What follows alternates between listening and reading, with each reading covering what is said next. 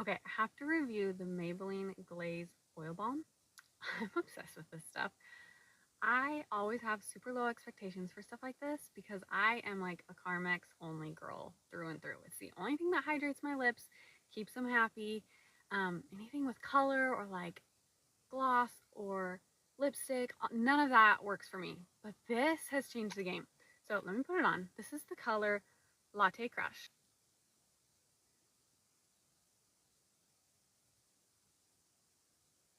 How pretty is that? So even though it's so pretty, I would not wear it if it didn't keep my lips feeling happy and hydrated. If I felt like I had to take it off and go put on some Carmex, I would quit using it just like every other lip product I've ever bought. You won't see any other lip products on my page because I don't love any of them. This one has not disappointed me yet.